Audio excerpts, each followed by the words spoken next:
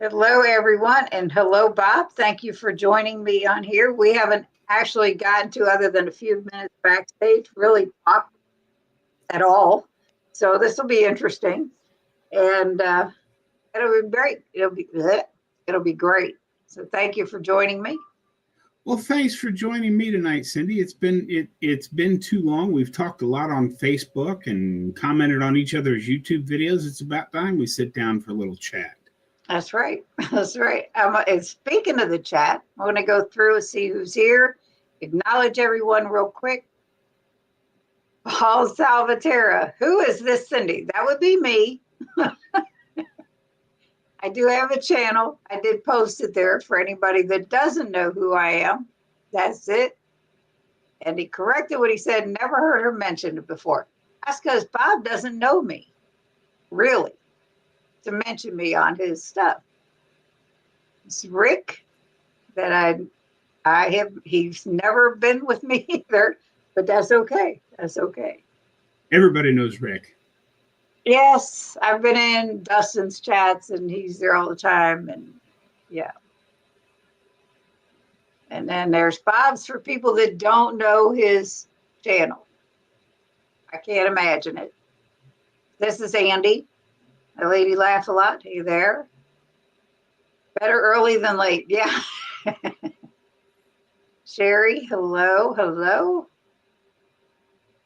And then Rick. He's just fantastic. Jerry. Hey, y'all. This is Lynn. And Debbie. Hello, everybody. Hi, Debbie. Glad you made it. Tell Jerry I said hi. Carnivore K is here. Howdy, y'all. If there's anyone you don't recognize, Bob, let me know, because I recognize all of the names as far as the screen names. I am terrible with names. I was terrible with people's actual names before I got old and senile. I got to show you something. So Dustin and I started a list of YouTube names and what their actual names are. You think I could remember them? A few years on you, Bob. It's like, don't know about anyone else, but I came in early so I can get a good seat. Very good, Rick. And then just saying hello. John Gugahan is here, like Emily would say. Hello, Bob and Cindy. Hi, John. And saying hello. Enough. Like, oh man, it's gonna fly today. Jeff Foltz, hello. This is my husband, Brian. Everybody working in the garage.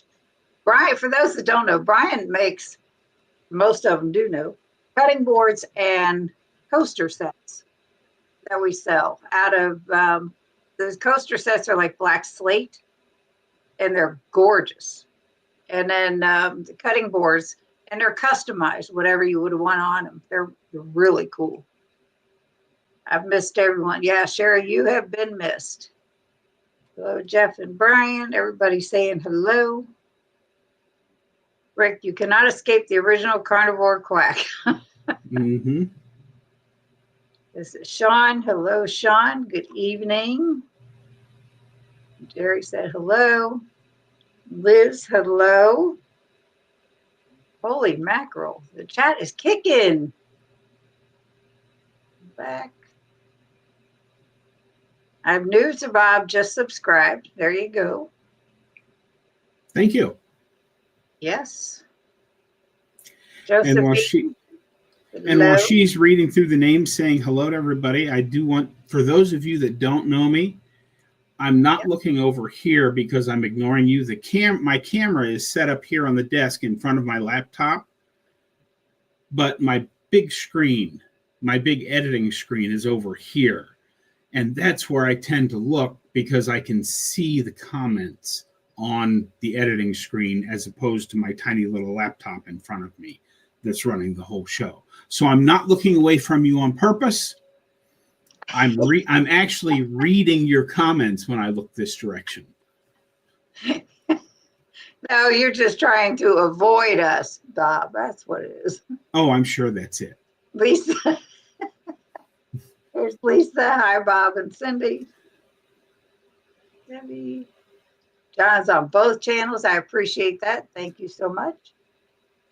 And let me see. Hey there, and Max. There you go. How about those Buckeyes? Yes, indeed. They look like the team to beat in this playoff. They do indeed. Our Buckeyes made us proud, John. Yeah, for those that don't know, I do live in Nebraska right now, but I was born and raised in Ohio, and I come by my Buckeye fandom naturally. I have 96 first cousins, 95 of which went to Ohio State. One of them got a full-ride cheerleader scholarship to Kentucky, so she went to Kentucky. But I have a niece. I'm originally from Cincinnati. Mm-hmm. So I was born and raised Mm-hmm. Buckeye also. And my mom graduated from Ohio State Nursing School, and nice. My dad played football for the Ohio State University. But to tell you how long ago that was, he was pre-Woody Hayes. Wow. Yeah. So it's been a few years. I have a niece that graduated from medical school from Ohio State. Yeah. Oh boy, when he looks straight ahead, we can talk about him and he will never know. Yeah. I mean, I can sort of see the comments on my laptop, but to actually read the comments on my laptop, I have to take off my glasses and lean in really close. Yeah, see, that's why I highlight all of them, unless they're talking amongst themselves. And even then, I try to acknowledge everyone because I know what it's like to sit there in a chat and be ignored, and it's aggravating. Mm-hmm. Yes. Bob likes sports. I never did. I'm not a big sports fan either. I live near Dayton, so I know the fandom. Near Dayton. I have both of my sisters are near Dayton still. They're actually in little towns. One of them is called Fairborn, which I'm sure you've heard of if you're from Dayton. And the other one is New Carlisle. They're actually off the same exit on the interstate. You go south about 3 miles to get into Fairborn, which is where my eldest sister lives. And then the younger of my sisters lives north off that same exit, about 6 miles to get up to New Carlisle. Yep. My mom was from Dayton, Ohio, Rick says. Debbie said, I love Ohio. I have family there. I have, from where we were born and raised in the city, it was right outside of St. Bernard in the city limits of Cincinnati. And it was like, now it's so run down, it's horrible. Right where we were from. But I wouldn't have changed anything. It was great. It was really great. But anyway, a lot of people obviously know your story. But for those that don't, I want you to tell what got you started on keto, if you started keto, if you went straight to carnivore, and all that kind of thing. Okay, well, to understand my entire story, we have to go back to 1983. That's the year I was ejected from the United States Army for having gout.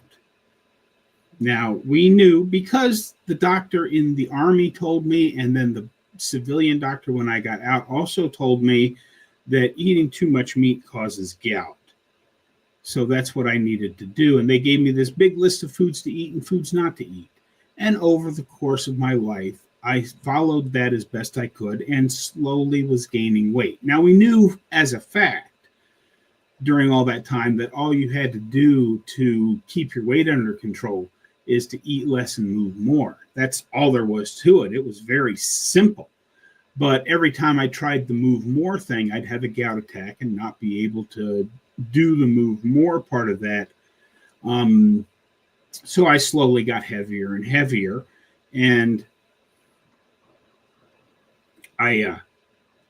all that did for me was, it's been about 10 years ago now, that got me diagnosed with type 2 diabetes. And the doctors and his office dietitian gave me another list of foods to eat. So I combined the two and tried to make it all fit together and work.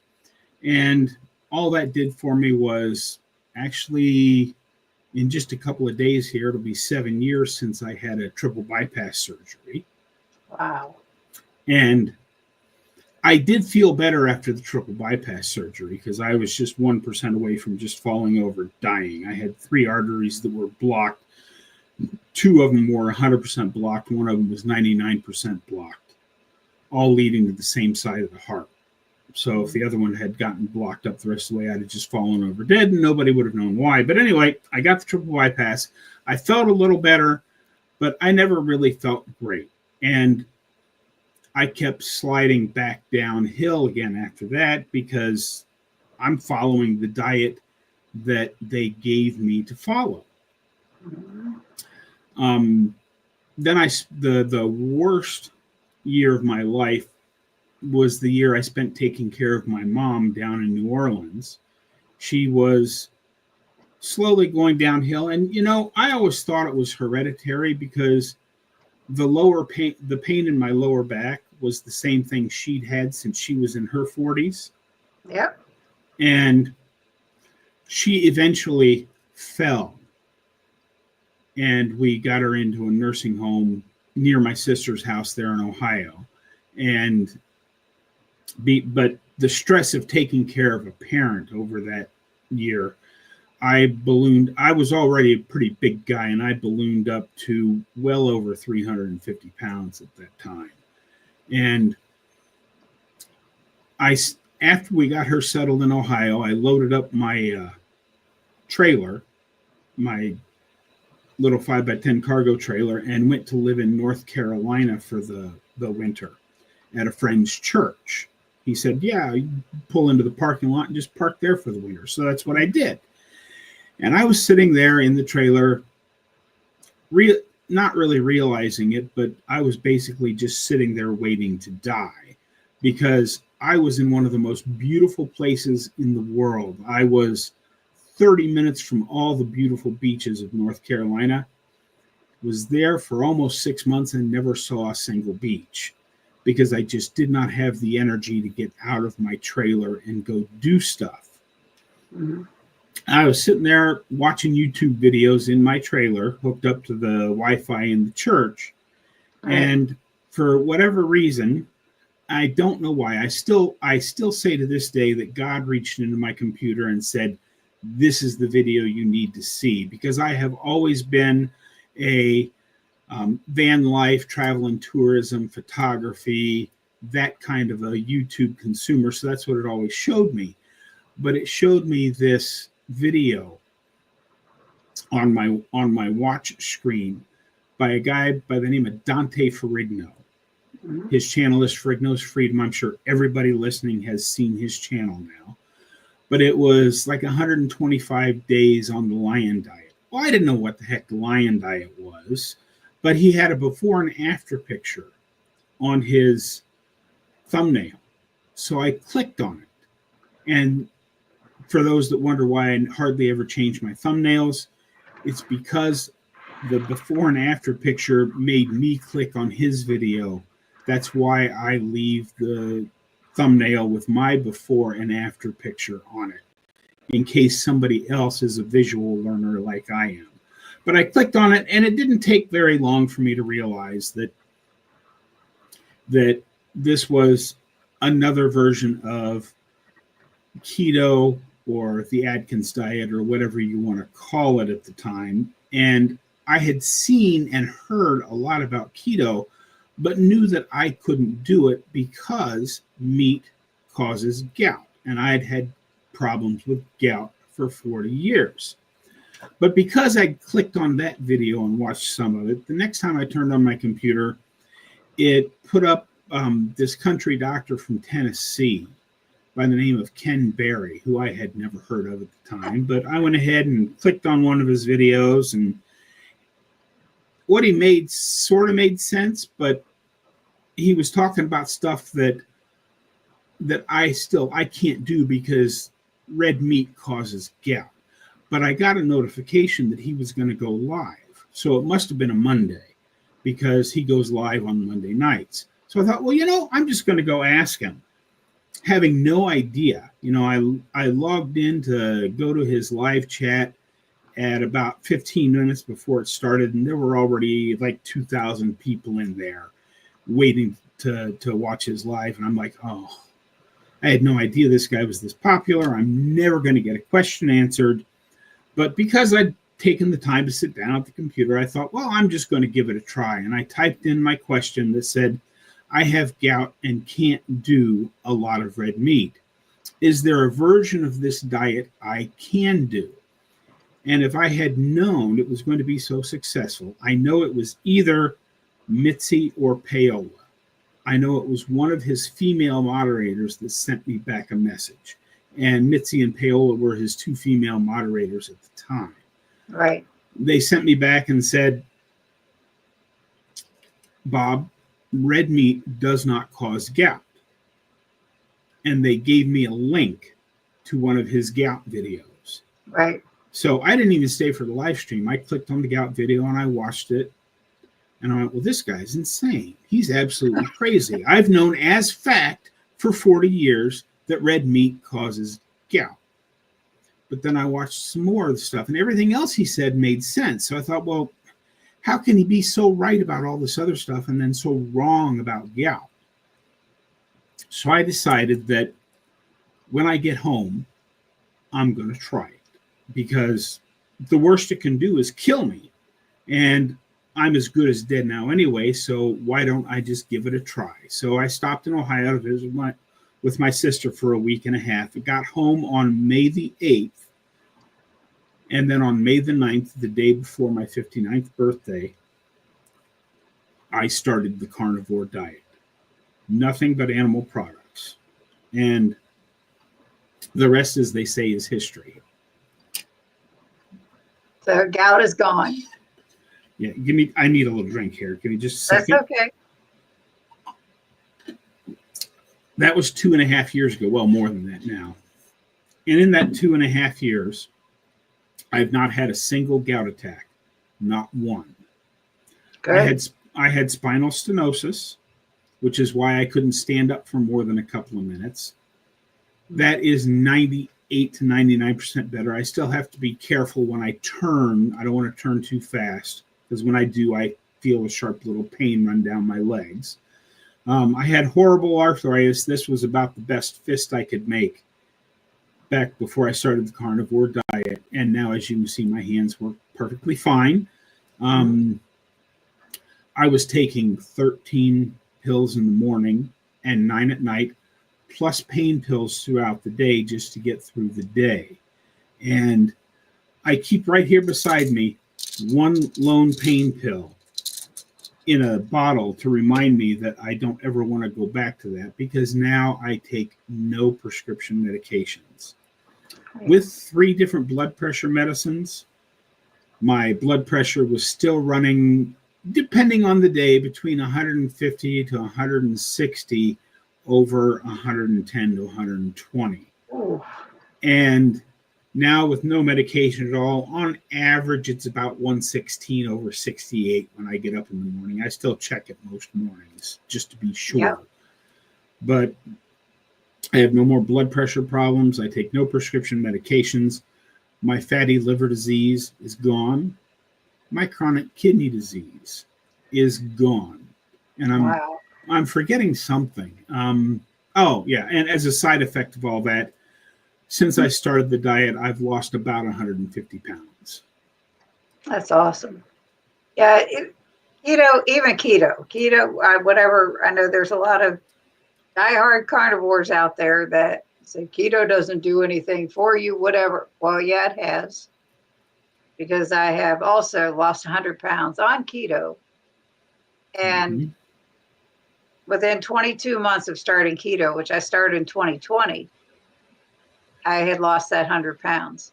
And for the most part, I mean, there's been fluctuation up and down, but it's been maintained for about 2 years now. So, it's like this way of eating, regardless if it's keto, ketovore, carnivore, whatever it is, it does so much good for so many people. And it's just fantastic.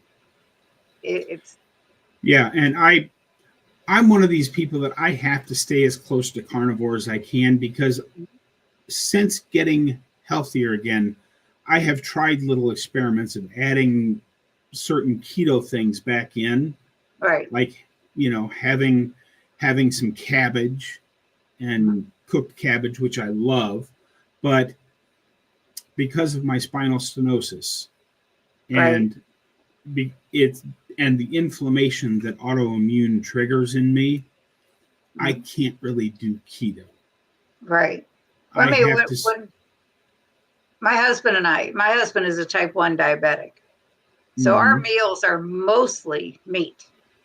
I do enjoy keto chow. That is like, yes, please. Because I have a terrible sweet tooth, but he enjoys it too. And it's been so good for his blood sugars that it doesn't affect him. Yeah, and that's the other thing. I just saw a question over there, and that's the thing I forgot to talk about. Of course, I was diagnosed with type 2 diabetes. That's completely gone. The last time I got my A1C checked, when I was diagnosed, it was 10.3. The last time I got my A1C checked, it was 4.8. Wow, that's impressive. That is way impressive. So yes, I get caught up on this chat real quick. Hey, when you were talking about Fairborn near Dayton, Andy said we almost moved to Fairborn, market changed, and we stopped the proceedings. Family in Cincinnati. Tell Jim I said hello. This is her husband saying hi to both of us. Debbie, Jerry, and I said hi. John had a nice New York strip and some bacon for dinner tonight. That's my favorite steak, is New York strip. Ribeyes are good. Strips are better to me. I'm a ground beef guy. I like ground beef too. I have some browned up in the refrigerator. This is my sister Deb. Hi, all finally home. Sup, Cindy DeManch, YouTube police. No messing with me now. They say, sup. New Orleans isn't far from here, about 3 hours. Oh, gosh. I hope everybody is safe, because that was horrible. I found brisket in the freezer. It tasted awesome after a week of beef, butter, bacon, and eggs. Fresh meat and taste yummy. Love the fact that he's a carnivore. Yeah. Yeah, Mandy, I love brisket. My friend Devil Dog cooks a mean brisket. Nice. We smoked our share of brisket here. Andy, is Susan feeling you better? My husband's sick. I don't bother using thumbnails. Hey. And I put his channel up there. And then yours again. This channel may be a bit more appropriate for the topic. Okay. May I ask how the carnivore diet is different from the Atkins diet? Well, I've never read. Deal with that first. Yeah, well, I've never actually read Dr. Atkins' book, but as I understand it, he promoted a primarily meat diet, but it's sort of, his book would sort of go with what we would consider whole food keto today, where he thought that you should have a lot like the Dr. Salisbury diet, where you should have at least half of your plate be some kind of fatty meat and then a little bit of veg, little couple different types of egg. Now I tried Atkins. I tried Atkins back in the day. And it's basically, like you said, it's basically like keto, pretty much low carb. I mean, that's in a nutshell what it was. A carnivore is 0 carbs. That's it. Yeah. And he had a whole program that he outlined in his book for when you should add things in and when you should take things back out and all of that. That's why I like carnivore, because it's very, very simple. You don't need to track anything. You don't need to measure anything, because you're not eating any carbs.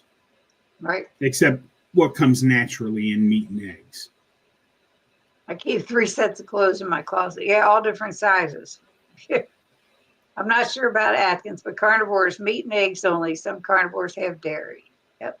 Now, are you one of those carnivores, Bob, that has dairy and spices, or are you one of those cutthroat carnivores that no, that's no good?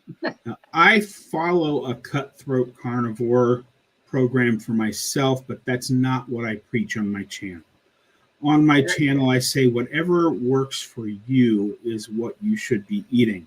The example I like to use most for that is James at Ready, Set, Keto. Yep. He will tell you that he feels a lot better when he goes strict carnivore, does a beef, butter, bacon, and eggs challenge. But he will also tell you that he knows himself and he knows it's not sustainable for him.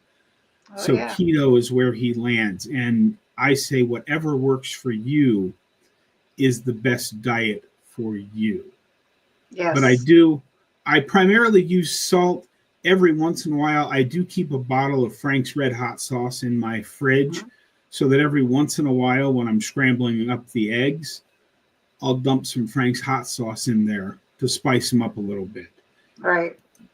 Yeah, back what you said about everybody finding what works for them. That's the only way this should be, because your carnivore would not be sustainable for me at all. I mean, I've done beef, butter, bacon, and eggs. That's as strict carnivore as you can get. It's like, that's 90, it. 99% of my meals are a pound to a pound and a half of ground beef.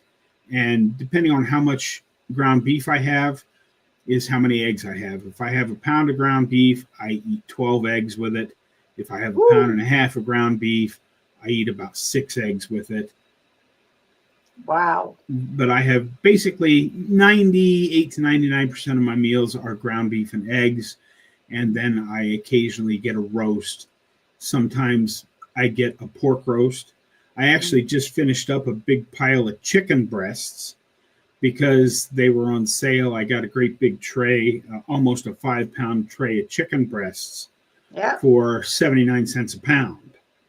Shoot, you got to jump on that, because and I just I cooked them in butter and had some extra sliced butter on the side to keep the fat content up. But there's nothing wrong with having chicken and pork. Or if you happen to be down near Rick, he can hook you up with some iguana meat. And there's nothing wrong with that either. Any animal product is carnivore. I do better without the dairy, and I do better when it's primarily beef and eggs. But there's nothing wrong with having pork or chicken as well, as long as you're aware of how lean of a cut you got and you keep your fat content up by adding butter or cooking it in lard or whatever. And that's if that works for somebody. Some people can't do the high fat that keto is supposed to be, or carnivore. And so it's that fine tuning of finding out what is going to be successful for you. Because I have found that if I could do straight up carnivore, like I said, I've done beef, butter, bacon, and eggs for 31 days. And I mean, that was the only time, and I will be straight up honest, like I have been from the get-go, I ever gave up my Diet Pepsi. That's 31 days. That was it. No sweeteners, no nothing. That's it. It never bothered me to go back to anything else. Nothing bothers me to eat it. So it's a slippery slope sometimes. However, I have found, and my sister will attest to this because she's the same way. We can eat too much and put weight back on just eating meat. And it's crazy. But there is a fine line for people. You know, like you were saying, you could eat whatever, you don't have to track anything. That's not the case for everybody. Because it's like, I had set when I first started, I set my calories, I set my macros at 1,200 calories. And I did fantastic. Then when I lost what I wanted to lose at that point, I upped the calories. Well, nope, that wasn't working. Then it did. And then I upped them some more. Well, that really doesn't work. So, you know, it's like some of us have to track to stay on track, you know? Yeah. Well, and I think it depends a lot on where you're coming from and what you're eating and how long you've been doing it. Because I'm going to embarrass him for just a moment here. Charger Mopar Rick out there in the comments. He's been doing it for 41 plus years now. It might even be 42. I don't know exactly where he's at, but look at him and how thin he is. You know how much he eats a day? I have no idea. He eats between 4 and 5 pounds of meat every single day. He's probably very busy, very active person too. He is active. Yeah. But I mean, there's a lot of variables involved in how much you're eating. The thing that I always say, that if you are at a 1-to-1 fat to protein ratio or higher, you really have to work at overeating, because fat is the most satiating thing out there. You really have to push yourself to overeat if you're at a 1-to-1 or higher, depending on where you fall. Again, that's a blanket statement that does not apply to everybody. That's why I also talk so much about the N=1 experiment. You know, I didn't realize black pepper was a problem for me. I had done the strict lion diet, just beef, salt, and water for about 90 days. And I thought, well, you know, I've always liked pepper really well, so I'm going to put some pepper on my meat because I really like it. And I used pepper for a couple of days, and my joints hurt so bad. Wow. So black pepper is out of my diet forever, but you don't know what is affecting you until you do the lion diet or something very close to it for 30, 60, or 90 days, so that then when you add something back, you can tell if it's affecting you or not. And as long as you're not, as long as you're not being affected by what you're eating and you're still getting the results you want to get, there's no reason to cut it out. That's right. That's why I said after beef, butter, bacon, and eggs. I mean, I never did anything so strict in my life with getting rid of all the sweeteners, like my Diet Pepsi. That has been an ongoing thing for 4 years. Well, for 66 years or whatever. I'm 66 years old. And I've drank it as long as I can remember. But that's the only time I ever gave it up. And then they say reintroduce things slowly. I'll be getting to the chat in a second. And reintroduce things slowly. And I said, heck with that. I missed this and this and this, and I'm going to have some. Whether it was cheese or a little bit of vegetables, which I don't usually eat a lot of. Keto chow, that was it. That's it. The belt loop, 29 in food. It starts consuming about 20 grams of carbs a day and then slowly increases it until you're steady. That's what Atkins says. Awesome A1C, Bob. And hey, saying hello. Okay, carnivores don't have veggies. Keto includes veggies. Sometimes, yeah. You have an awesome testimony, Bob. Yep. Thank you. I'm in Mississippi. I guess I should have said that. It's okay. Yeah. What part of Mississippi? I got a lot of friends down in Mississippi. Of course, I was an over-the-road truck driver for 25 plus years. I have a lot of friends everywhere. But I was going to say, you can get around. Mm-hmm.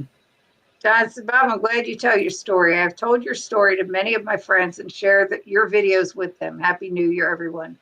Well, hey, John, I'm glad you're here. And I'm going to have to buy some more salt because the John sent me, it's been almost a year ago now, sent me a big bag of Redmond's salt off of my Amazon wish list. And it's down to the last little bit. I got 3 or 4 more salt shaker fill-ups, so I'm going to have to order another bag of salt. Yeah, maybe I'll put it. Yeah, maybe I'll put another bag of Redmond's on my wish list, and John will go hit that up for me again. That's a hint, John. I don't have. You know what? I never did do that. Create an Amazon wish list. Anyway, Amy's here saying hi. United Carnivore, greetings from Tampa Bay. Hello. It's from Mississippi. Susan's feeling much better. Is answering that question. That's pretty much how I eat now, except I am heavy veggies. John said, I'm enjoying some steak tips with Redmond smoked salt while listening to the benefits of carnivore. Have you tried their smoked salts, Bob? I have. I do like them. They were here in Omaha. They had a booth set up. We had not last summer, but the summer before. I'm not sure why they didn't do it this last summer, but there was an Omaha thing called Hard to Kill Summit. Yep. And I went to it. And at the Redmond's booth, I bought, I don't remember, a bag of Redmond's salt and 4 or 5 of their little travel shakers. And he's like, well, here, try these. And he just threw in 3 or 4 different bottles of salt for me to try. The smoked salts are fantastic. They are. They are really good. I've got them all. Thanks for a very enjoyable time. I have to get back to work. But enjoy your day. Don't work too hard. I do eat some dairy daily. What? Yeah, well, he makes his own yogurt. There you go. I love Frank's hot sauce on my chicken thighs and chicken wings. Beef tallow, iguana, and eggs. No, thank you. I use no sauces ever. I use very few sauces, Rick. Heart attack chicken is the tastiest. Tell me a secret how to gain weight. Just eat crap. Just eat the crap food. This is my granddaughter who just made us a great grandparent. Congratulations. Thank you. Because I am active and I eat the fattest meat. You got to eat the garbage food if you want to gain weight. I'm telling you. Brett is saying hi to Trinity. Question. Have either of you noticed any recent changes in your health lately? Go ahead, Bob. Not really. I've been stuck at I still think I could stand to lose 20 or 25 pounds. And I'm still waiting for autophagy to take care of my loose skin because I know it looks like I have a fat face, but this is all loose skin hanging down. If you go back and look at the thumbnail, you'll see what I looked like right after my heart surgery on the thumbnail. So this is not actually, this is just loose skin. I'm hoping autophagy takes care of all that at some point. We'll see what happens. The only thing I've really noticed because I've been working on it is my muscles are getting much bigger and harder pretty quickly because I've added a lot of, I'm a big believer in using what you have. So instead of going over to the gym and finding weights to lift there or buying a bunch of weights off of Amazon, because I'm set up for off-grid, I have a power station that has almost 3,000 watts of power in it, and it weighs 47 pounds. So I pick that up and I do squats, holding onto my power station, and then I bend over and I do chest pulls with the power station. And I'm a big believer in doing with what you've got.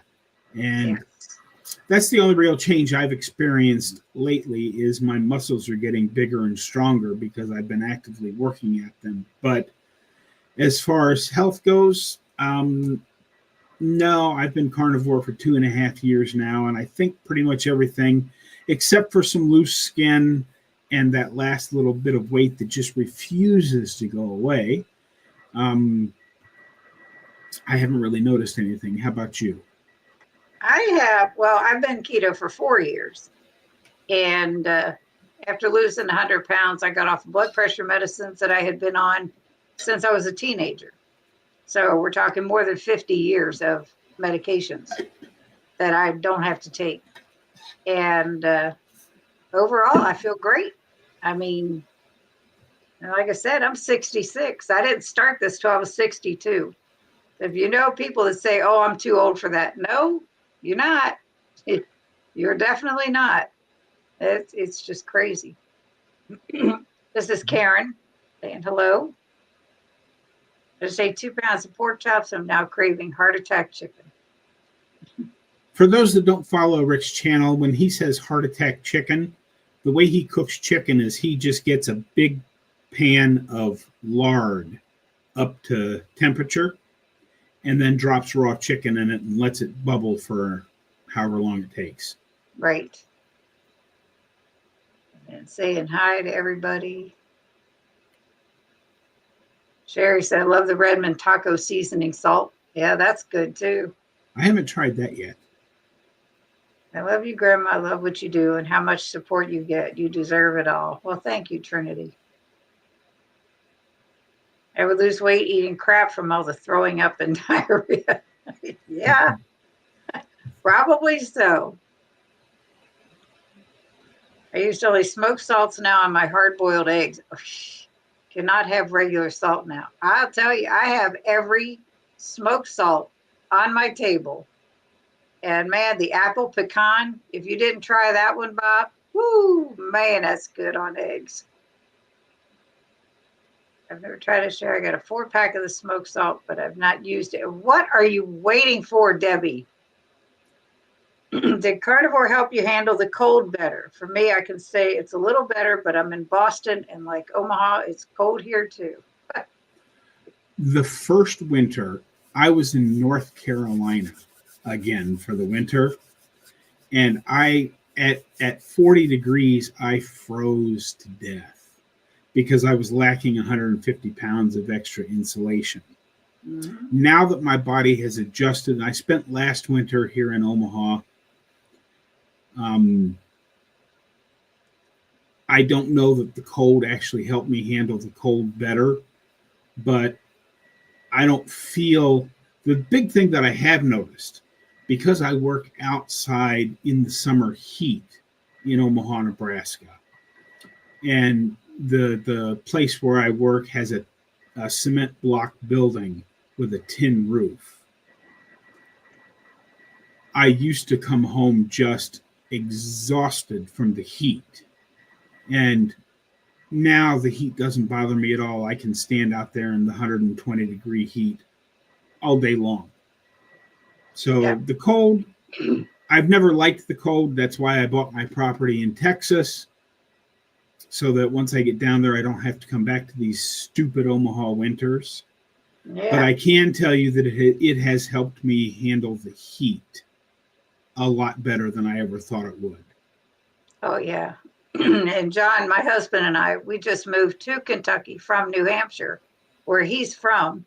I had been living in New England since the late 90s. And man, I am so glad to get away from that bitter, bitter cold and snowiness. Trent, my granddaughter, he lives off the grid. How does that work? Solar panels, poop in a bucket, compost piles. All I can say is you ask, Trinity. So I make ground beef with a taco seasoning. We make taco bowls with cheese, salsa, sour cream, or sometimes nachos with siete chips. Sorry, I'm quiet, guys. My hands are busy crocheting. What are you making? And Rick says apples are nasty. Yeah, I don't know what she's crocheting, but I do know this was the time of year my mom, when she was a crocheter, always made Afghans for people because she could sit in the chair and have the half-finished Afghan over her legs while she worked on the rest of it. Yeah, I just finished one for my great-grandson that I just mailed away. And I started another one for my soon-to-be daughter-in-law. And Rick, apples are nice. I didn't say apples. I said apple pecan smoked salt is delicious. Would anyone share who uses Redmond smoked salts? Just put it on your meat, Debbie, or your eggs, or it's not science. It's a salt. Just open your mouth, open the salt shaker up, and go. It's perfect that way too. I eat salt a lot. Mm-hmm. I'm skinny and rode my bike in 55-degree temps without a jacket. Yeah. Yep. My husband could do that. Sherry on a low-carb journey. I'm making a mug cozy. My husband used to, this is no joke.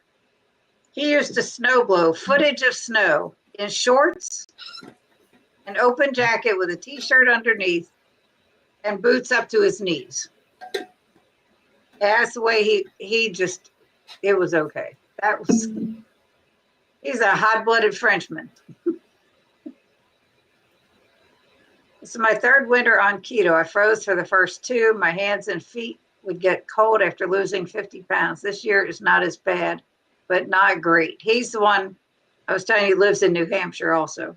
Mm-hmm. That's like crazy. Yes, ma'am, I am. I'm the king of compost and biogas. Yeah, Rick actually goes around to the stores, the fast food places near him, and collects their used seed oil and turns it into diesel fuel for his vehicles. Rick, that's interesting.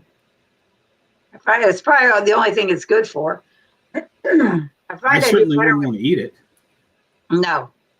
I find I do better with medium fat. I think I gain weight when I turn the fat macros up. Exactly. So that's what we were saying. Some people are just different.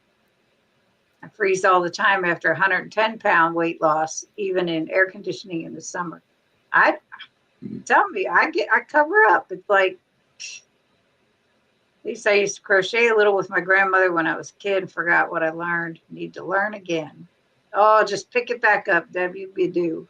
You'll do good. I never saw beef ever. It's just wrong. It's not wrong. I bet you could pick it back up. Yeah. I can attest to that. He would be in knee-deep snow and shorts and not even be cold. He's crazy. I like Rick. Rick's a miracle writer. Crocheted for 15 years and learning to knit before I started a YouTube channel. Canola oil for bar oil in my chainsaw. Interesting. Yeah, it does. Canola oil is actually very good chain oil. Good. At least these oils are good for something. Yes. So there's that. And they're talking about crocheting. Whoops. I bike when my vehicles are broken. Ooh. Wish I could knit. He can talk all the way, never stop, not even to drink water, and be able to breathe with ease. His veggie oil is what I used to make paints. Very good. The uses of the crap that we don't want to ingest. It's amazing.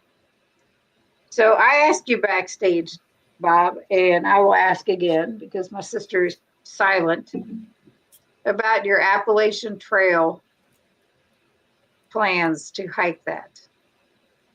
Yeah, they're on temporary hold until I can get up off the ground, down to the ground, and back up off the ground easily.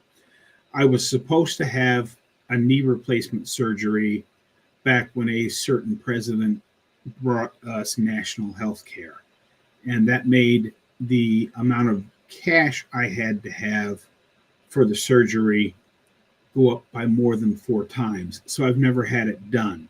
I'm glad now that I didn't have it done, but the knee just doesn't quite bend as far as it should, and I still have trouble getting up and down off the ground.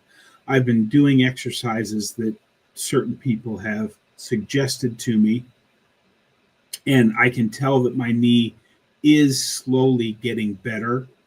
Mm-hmm. And then once I can get up and down off the ground properly without assistance, then I can go and think about camping, because you can't really camp without being able to get up and down off the ground because the tent sits on the ground. However, the first camping I'm going to do is on, as I was telling her before we started, on this piece of land I have in Texas. Right over top of that mountain there is Big Bend National Park, and they have lots of hiking trails with camping in the park. So I hope that once I get down to Texas, I'll be able to take some overnight backpacking trips and camp that way. And then once I get my shipping container and everything that I need started on my property, I can then start thinking about getting away to the Appalachian Trail for 3.5 months to through hike that. I am still planning on doing it. It's just not going to happen this spring because I can't get up and down off the ground well enough to hike 15 to 20 miles in a day and then get up and down off the ground to sleep in the tent. Right. This is Arden. Howdy all. Hi, Cindy and Bob. Just getting off work, listening on my drive home. Just drive safely. Yes. I wonder if Bob saw the sit and stand test short video I made a few months back. I don't know. I probably did, but I see so many of your shorts, Rick. It's hard to keep them all straight.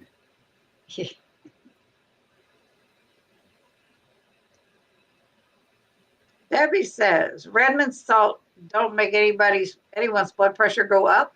I don't have a problem with blood pressure, but I wonder if it bothers anyone's in general. It's just salt. It's just smoked salt. So if you don't have a problem with salt, you're not going to have a problem with the smoked salt. I have an answer to that. Go ahead. Salt does not make your blood pressure go up. Mm-hmm. Sugar makes your blood pressure go up. When you have too much sugar and your insulin goes way up, that interferes with your kidney's ability to process the salt, which causes the body to retain fluids. That's called lipedema, by the way, and several other things. And then the inappropriate inflammation constricts the blood vessels. Right. It's not the salt. It's the sugar and the hyperinsulinemia. If you're metabolically healthy, you can eat a lot of salt. Because I've started this diet 2.5 years ago, and I can't tell you, I've gone through roughly 25 pounds of Redmond salt in 2.5 years. And my blood pressure is on average 116/68. Salt does not make your blood pressure go up. No. I do have lymphedema in both of my legs, primary and secondary. And man, even I don't scrimp and scrape on the salt. It's like, and it's at bay. It's like, compression socks and a diuretic, and eating this way definitely helped. When I lost weight, I got really cold. I saw a post about cold therapy, the easy way. I turned my shower water as cold as I can stand it every shower, just at the end for the final minute of my shower. I have done that, but there is no way on God's earth I would ever do a cold plunge or anything like that. Nope. I do a cold plunge every morning, but I don't do it in water. I just step outside on my front yard, in my front yard. It's cold here too. I will do that. I'm talking in water, in cold ice water. Nope. Ice cold water is not nearly as cold as my front yard. Tomorrow morning it's supposed to be 8 degrees. Water freezes well before it gets down to 8 degrees. Yep, 31. Mm-hmm. It has helped immensely. I'm not even as cold as I was when I was heavier. Yeah, it's amazing. I tried a blood pressure test with salt in the 90s. My blood pressure did not change from normal, and I ate a lot of salty chicken. I don't have a gallbladder, so I have to watch eating too much fat. She has a lot of problems with that. The Salt Fix is a great read if you want to understand everything about how we need salt and how we need salt and how we need it.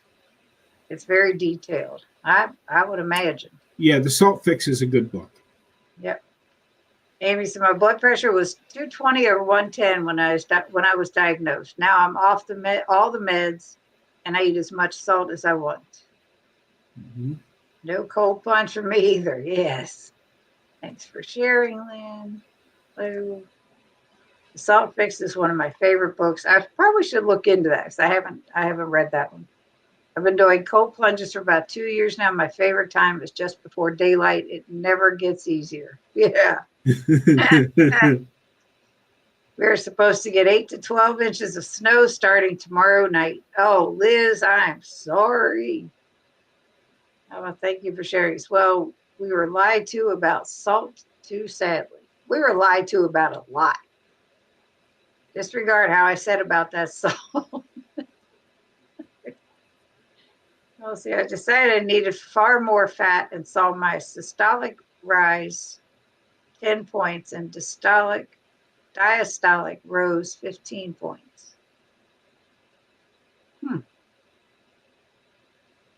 If it's in good ranges, that's okay. Yeah, it just depends on how low you were to start.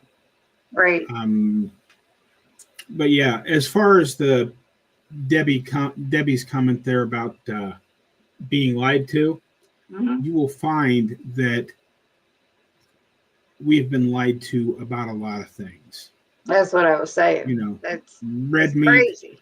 Red meat is not even associated with any kind of bad outcomes. No cancers, no nothing. There is no correlation. You know how everybody, we all know that associative data cannot prove cause and effect. So you can't say that because this person eats a high-fat diet and they had a heart attack, that's what caused it. Because that's like saying, well, because you always see firefighters around a forest fire, the firefighters must be the cause of the forest fire. But lack of associative data can prove something not guilty. And there have been in the last 6 years 5 major meta-analyses that have come out, and they can find no correlation between saturated fat intake and any disease process. And that is exactly the opposite of what all of the experts are going to tell you. And the list of the things we've been lied to about it just goes on and on and on. Now, I have a question for you, Bob. Then I will try to have an answer for you. We'll see. It's either going to be a quick yes or no. Have you ever had a CAC test done? Yes. And? So there's a follow-up question. As I have explained, you had a triple bypass. When I had a triple bypass surgery, so of course I'm going to show calcifications on a CAC test. My cardiologist has the ability to do those in his office. Okay. When I got out of the hospital from my triple bypass surgery, my ejection fraction, which is a percentage of how well your heart is pumping blood out, was at a 36. And if it's below 37, they consider you to be in full heart failure. and then the scale goes up to 70. At last test, after being carnivore for 2 years, because this was back in the spring, my ejection fraction was in the low 60s, and my CAC score went down by 7 whole points. Now, I know 7 points doesn't seem like a lot, but if you consider that in most people, once you have calcifications showing up on a CAC test, you tend to gain about 10% every year until you need some kind of medical intervention, usually bypass surgery. So okay, for it to go down, what were your scores? He doesn't tell me that. He tells me it went down by 7 points, but he doesn't actually tell me the numbers. Because he says my numbers are different from somebody else's numbers. All that matters is that I'm your cardiologist and I can see where you have made progress. Okay. Well, I will. The reason I asked, I have not had any heart surgery. I've had 2 CAC tests done just because Dr. Berry said everybody should know their numbers. Mm-hmm. I had one done in June of 22, and my score was 5,552. Mm-hmm. Everybody's coming up with 0 or 100 or, So then I caught a live stream with Dr. Berry and Dr. Ovadia. And I asked a question. So I had just gotten my results back. I was freaked out. I'm like, what the heck, Because it puts me in the 95th percentile of having a heart attack. So I said, he said, use it as your baseline because it's your first one and have another one done in a year. So I did that. It went up to 6,127. So then I caught Dr. Ovadia in another live stream with Sean White, intentional carnivore. Mm-hmm. And I told him about it. And I asked him, I said, what? He said, typically as we age, now this is straight from heart surgeon, typically as you age, your CAC score will go up 20%. And he said, I said, okay, mine only went up 10%. So I'm done. I'm not having any more because it's too much of a stressor. Because it's so ridiculously high that I'm like, and then at Keto Palooza, I was talking about it with Dr. Berry. He said, oh, you should definitely have another one. I'm like, you don't understand. I don't have high blood pressure anymore, but I guarantee you when I get the results, I have high blood pressure again because it's so stressful. And I'm like, I was just curious because, a couple of my sisters have had theirs done and we all have the same genetics. I mean, my father died of a heart attack at the age of 56, massive coronary at the age of 50, had quadruple bypass, open heart, all at one time. Our mom, I believe she passed away of a heart attack at 74. I'm 66 years old. I beat my dad's age. I mentioned towards my mom's, but they didn't eat this way either. So there's that. So that's why I was asking, because I haven't heard anybody with numbers as crazy high as mine. Mm-hmm. It's still kicking. I've had an echo done. Everything's good. I was on a heart monitor for 2 weeks. Everything was good. I'm like, all right, I'm an anomaly. That's it. Yeah, well, and that's part of why he doesn't actually give you the score. Mm-hmm. He gives you a grade of A, B, C, or D and lets you know if you went up or down. And that's all that he does. Because I suspect the stuff that he does in his office isn't quite as complete as what they do in the hospital, but he does it as part of his regular checkup as opposed to sending you over to the hospital where they're going to charge you a lot of money to do basically the same test with just a little bit finer resolution. I suspect that's why he doesn't, but other than my cardiologist, I don't go to doctors anymore. because I don't care what the numbers are. As I say on my channel a lot, how do you feel? Yep. I will go to the doctor if something is changing color and looks like it's about to fall off. Other than that, I don't care. Why do I care about my blood work anymore? I feel better than I've felt in decades. Well, you know what your blood work is going to show, that your lipid panel is out of the world, like the total cholesterol and the LDL, which, okay, but what are your triglycerides and HDL, which are the ones that matter the most? So I don't actually care about any of those, because unless they're willing to do a lipid panel every day for 30 days, you have no idea, because they can fluctuate so much. And do you think people that lived 200 years ago cared what their cholesterol was? Even as recently as 30 years ago, if you went to a doctor and had a total cholesterol of 300 to 350, you know what he would say to you? Nothing, because that was right in what was the acceptable range. Well, I gotta beg to differ here. 24 years ago, 25 years ago, I was put on a statin because my total cholesterol was a little over 200.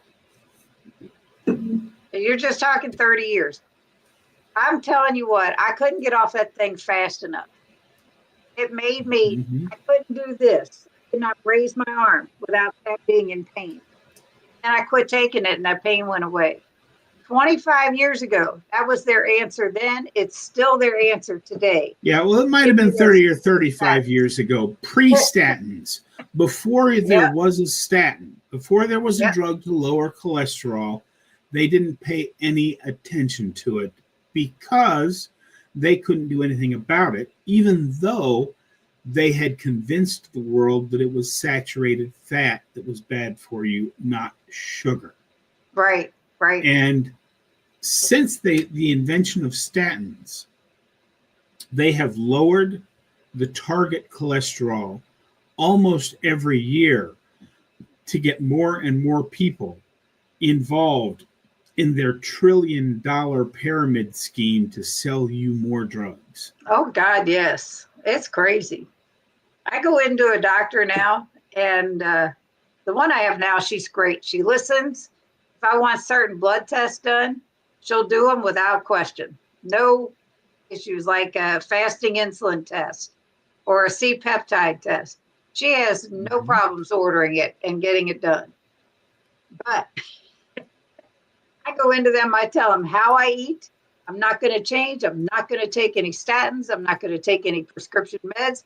Only my diuretic, because of the lymphedema, do I take. That's it. And they just look at me like, okay. I said, I know how I feel, and that's all there is to it. Smiling for you, hello.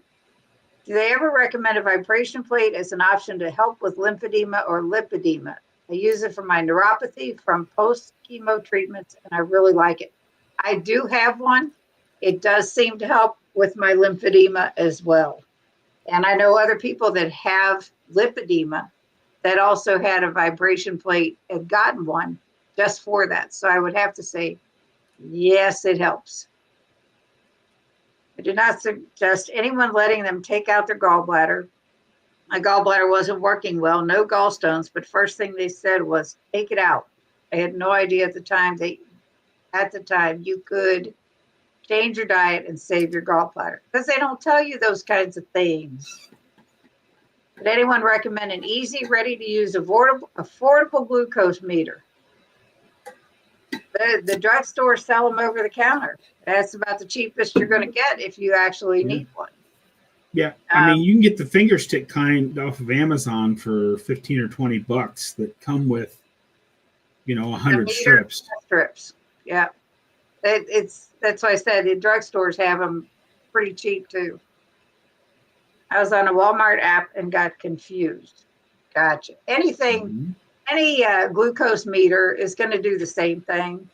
Yeah, and it doesn't even matter if it's accurate as far as it tells you exactly what your blood glucose is, because the thing you're looking for, it's not the high sugar that really damages your body. It's the spikes and valleys where problems happen. So even if it's not the best glucose meter in the world, if it's off by 15 or 20 points, it'll still tell you the trends. So it may be reading high. It may tell you that your blood glucose is 140 when it's actually 110. But if you take it at the same time every day and it's 140 every day, you know that you're staying nice and stable, which is what you want. Because it's the high peaks and your spikes and valleys that do the real damage to your body. I hope that made sense. So Debbie's asking Karen if she knows anybody that's been through what she has been. There are a ton, Debbie, that have been through all of that. You're 100% right on the money about statins. Yep. It's crazy. They're just, it's vicious. I had a cardiologist, Bob, that even though I went to their office for the first time, this was after we moved from New England to Kentucky. And I've told this before, so some of these people already know. I had told them about my past experience on a statin where I had muscle pain and couldn't raise my arm without really severe pain. And so the nurse that got all this information, she puts on my chart, allergic to statins. Okay, because that was a side effect. You shouldn't take them. He comes in and he's like, I think you should be on a statin. Now, there was, first of all, no mention of a lipid panel. None whatsoever. Secondly, they had just noted my chart that I was allergic to statins. And he's trying to get me to take them. And I just looked at him. I said, are you freaking nuts? I said that it's not going to happen. And by the way, right off the bat here, I should have said this a long time ago, neither one of us are doctors, nurses, anything in the medical field. So there's that disclaimer. Nothing in the medical field is in this live stream. These are our experiences, and that's how it goes. I got to tell you, the following year, I went back for my follow-up with the same cardiologist. And, he tried to get me to take them again. And I'm like, listen, I am not taking these pills. I'm not taking this. He said, what, you can't deal with a little pain? And I felt like saying, I could punch you in the face and see if you could deal with a little pain. But, it's like, really, dude? I never went back to him. I was just going to say, I'm assuming you found a different cardiologist by now. Yeah, right now. And he's great. Mm-hmm. I told him, my first visit with him, I said, first of all, I will not take a statin. And, and I explained it to him. He said, okay, no problem. And he put me on a beta blocker because my blood pressure was a little elevated. I also get spells every once in a while of tachycardia. And I'm assuming that's due to this high CAC score and all that. But they're very few and far between now that I've been eating this way. And he said, it's the lowest dose I could possibly give you. And I will tell you, I took one of those a couple days and I quit because they were creating palpitations. Some they were supposed to be preventing. And I'm like, no, not taking it. Called his office. I said, let Dr. So-and-so know I'm not going to take these. Here, no, but all research I've been seeing says keep your gallbladder. Sadly, my son's had to go, and this was way before I was doing keto. Yep. My doctor thinks 218 total cholesterol is high, preposterous. I am not taking a statin. Yep. It's not even high. 218 is punch that and get that doc, Cindy. You ain't kidding. funny way to deliver pain. In 2006, my doctor said I would have heart disease by age 55. Oh, it's 1886. Okay. I was going to say, Rick, you're not that old to have been here in the year 1006. It's still the standard of care, so they have to suggest a statin. You know, they can suggest all they want. But Karen, when your chart is allergic to something and they try to get you to take something that you're allergic to, shouldn't that be like malpractice of some sort? I never did pursue it, but it was crazy. So sorry, Karen. When it comes to our kids, we really want them to have surgery. Don't want them to have surgeries. It can be avoided. To everyone, because of all the issues I've suffered and still deal with. All right, which one is it, Rick? 1006, 1886. He's saying it's hard to type with a cat on the keyboard. Yeah. Well, get the cat off the keyboard. 1996. That's funny. Anyhow. Well, we've been at this an hour and 16 minutes, and I got to thank you again for joining me. I've had a great time. If anybody has any last minute questions, now's the time, because I can tell Cindy's about ready to wrap it up. Well, it's good. I'm good I don't have anything to do. Well, Minnesota's playing in the Duke's Mayo Bowl that started about 10 minutes ago. So I don't need to rush right off, but I'm also not going to stay on here another hour either. Right. Well, they wanted me on a statin and my CAC score was 0. See, Kitty, I'm in bed with my old bifocals on. I can't read anyway. But anyway, yes, if anybody has any last minute questions for Bob, please post them now. But in the meantime, I want to thank all of my members. I really appreciate every one of you, whether you're here or you watch a replay or what have you. I appreciate everyone. Thank you both so much. Have a good night, all. You too, Kay. Thank you both. Happy New Year. Absolutely great stream, Bob and Cindy. Thank you, Rick.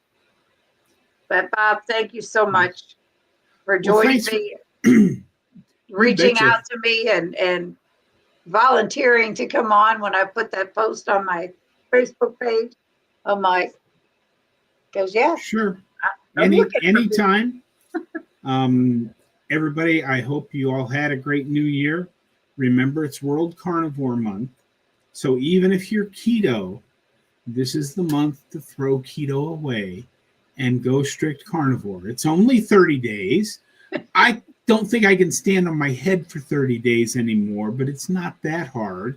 Just go for 30 days and see if it makes you feel enough better that you want to stay carnivore after that. Sorry, I had to get that plug in there. That's okay. It can be world whatever month. See, New Year's Day was sauerkraut and pork. So that was right off the bat. Nope. Mm-hmm. And see, you're from that area of the country. I mentioned sauerkraut and pork on my walking video that day, and everybody's like, sauerkraut and pork? I've never heard of that. That's fantastic. It's because you're not from the Appalachian Mountains. That's funny. But anyhow, everyone have an awesome evening, weekend. Stay warm. We're expecting heavy snow tomorrow. We are Sunday night into Monday. Be trekking around, getting what I need so I don't have to travel in the snow. Same here. Thank you, Liz. And you have a good night also. And I will stop this banner. And yes. Oh, God. It's snowing now in northern Indiana. When are you supposed to get it, Bob? We're supposed to have snow tomorrow afternoon through tomorrow night, but looking at all the models, it's going to pass to the south of me by about 100 miles, and then come on up into central Iowa, and then on across into central Illinois and Indiana and Ohio, and clobber all you people.